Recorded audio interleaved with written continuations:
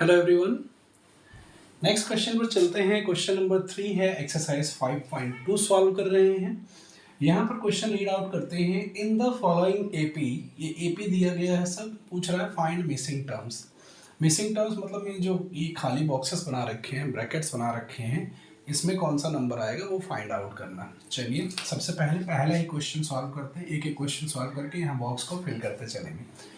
तो यहाँ first term दी गई है a is equal to 2 and third term दी गई है 26। ठीक है, थर्ड टर्म का फॉर्मूला होता है a3 is equal to a plus 2d और थर्ड टर्म कितना है 26, a कितना है 2 है प्लस 2d निकालेंगे तो 2 यहाँ आएगा 26 minus 2 is equal to 2d। So ये हो जाएगा 26 माइनस 2। ओके, तो ये हो जाएगा कितना 24 is equal to 2d। So d is equal to 24 upon 2, it means 12। Okay, तो d कितना हो गया 12 हो गया। आपको क्या निकालना है, सेकेंड टर्म निकालना है। तो a2 क्या हो जाएगा a प्लस d।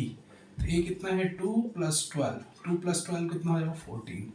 तो आपका जो सेकेंड टर्म हो जाएगा वो कितना हो जाएगा 14 हो जाएगा। ठीक है, तो देखिए फर्स्ट वाला ये है। चलिए सेकंड पे चलते हैं।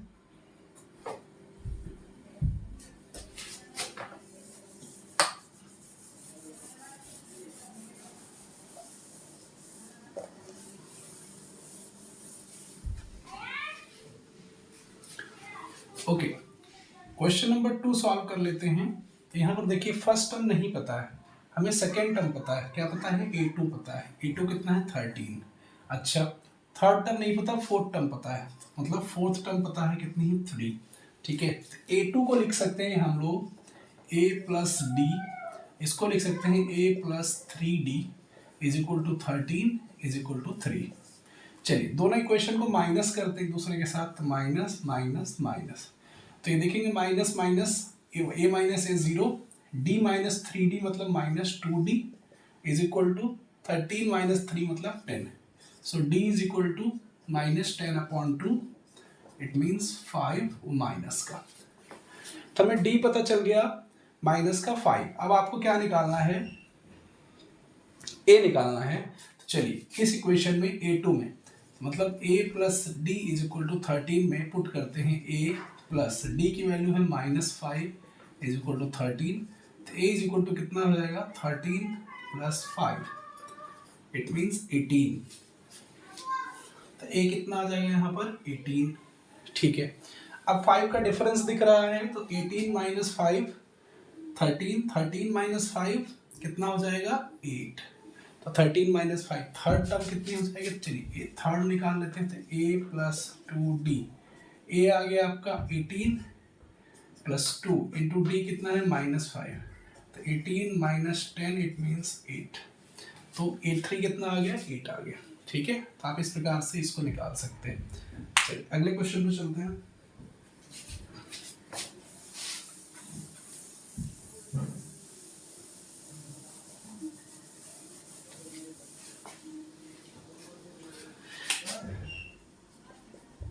थर्ड इक्वेशन देखते हैं। फर्स्ट टर्म दिया है a is equal to 5, second third नहीं दिया है, फोर्थ टर्म दिया है a4 is equal to 9.5।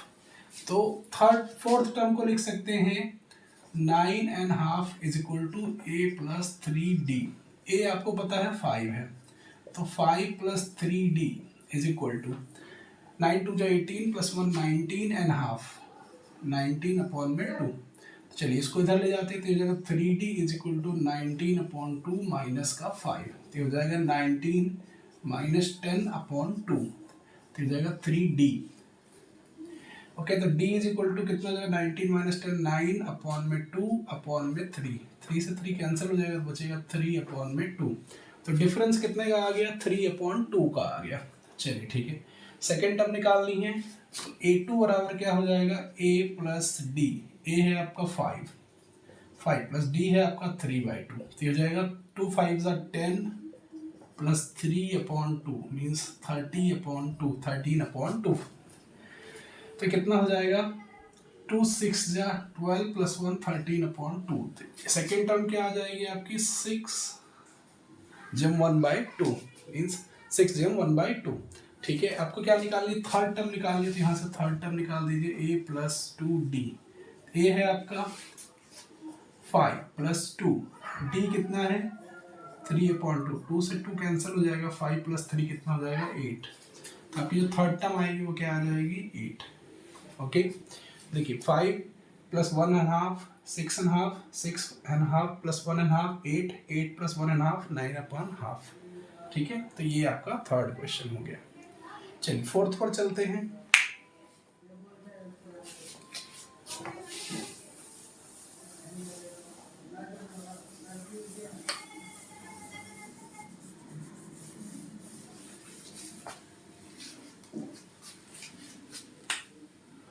Fourth question क्या कहता है, ए दिया है आपको -4, second term third term fourth term fifth term नहीं दिया है, सिक्स टर्म दिया है, a6 दिया है 6। a6 को लिख सकते हैं a plus 5d is equal to 6। a है आपका -4, तो -4 plus 5d is equal to 6। My mistake. 5d is equal to -4 plus 6 means 10. So d is equal to 5 1s are 5, 5 2s are 10. चलिए ठीक है, तो d की वैल्यू 2 आ गई। आपको निकालना है सेकेंड टर्म, तो a2 बराबर क्या हो जाएगा a प्लस डी। a है आपका -4 प्लस 2, तो ये आ जाएगा कितना -2। a3 आपका आ जाएगा a प्लस 2d।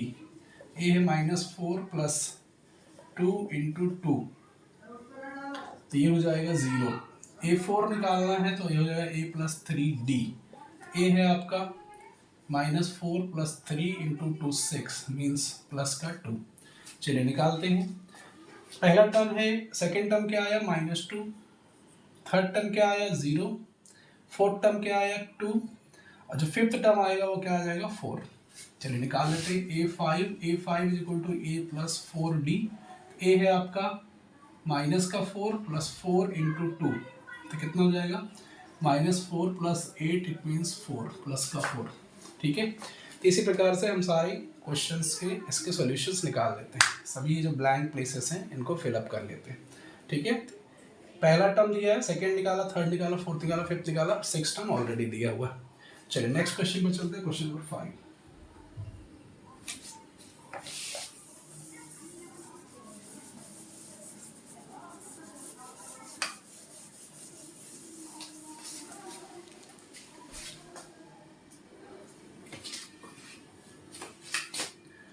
चलिए क्वेश्चन नंबर 5 देखते हैं। फर्स्ट टर्म नहीं दिया है, सेकेंड टर्म दिया है, a2 दिया है 38।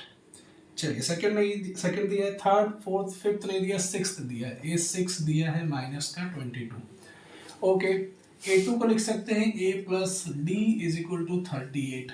इसको लिख सकते हैं a plus 5d is equal to -22। Minus करेंगे, minus minus plus, a minus a 0, d minus 5d मतलब माइनस का 4d इज इक्वल टू 38 और प्लस 22 मतलब 8 प्लस 2 10, कैरी 1, 3 प्लस 2 5 प्लस 1 60। तो d हो जाएगा माइनस का 60 अपॉन में 4, इट मीन्स माइनस का 15। ठीक है, d आ गया माइनस का 15। आपको निकालना है क्या, a निकालना है सबसे पहले, तो इक्वेशन 1 में पुट कर देते हैं। तो a plus D is equal to 38। a है आपका और d है आपका -15 इज इक्वल टू 38। a हो जाएगा आपका 38 प्लस 15, 8 प्लस 5 13, 3 प्लस 1 4 प्लस 1 5, तो ये हो जाएगा 53। तो a आपका आ गया 53, तो यहाँ पे लिख देते हैं 53। अब थर्ड टर्म निकालनी है, तो थर्ड टर्म के लिए क्या करेंगे, a3 is equal to a plus 2d कर लेते हैं। तो a है आपका 53 प्लस 2 इंटू डी है आपका -15, तो ये जाएगा 53 माइनस का 30, इट मीन्स 23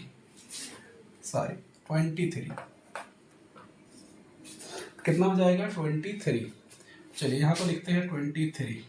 चलिए a4 निकालते हैं, तो a4 हो जाएगा a प्लस 3d। a है आपका 53 और 3 इंटू डी मतलब -15, तो ये -45, तो आंसर आ जाएगा 8। तो यहाँ पर लिख देते हैं 8। चलिए a5 इसमें और -15 कर दीजिए। चलिए ठीक है, तो हम क्या करते हैं, A5 यहाँ निकाल देते हैं, तो A5 की हो जाएगा A + 4D, तो A है 53 माइनस 4D, 4 × 15 माइनस लगा दिया ऑलरेडी मैंने, 53 minus 60 is equal to minus का 7, तो यहाँ पे आना चाहिए माइनस का 7। तो ये सारी के सारी टर्म्स जो कि हमने निकालनी थी मिसिंग टर्म्स, वो हमने निकाली। ठीक है, तो आप कुछ इस हिसाब से इस क्वेश्चन को सॉल्व कर सकते हो। ठीक है, इसके और भी मेथड्स हैं, बट ये मेथड थोड़ी ज़्यादा सुटेबल है और आपको आसानी से याद हो जाए ऐसी।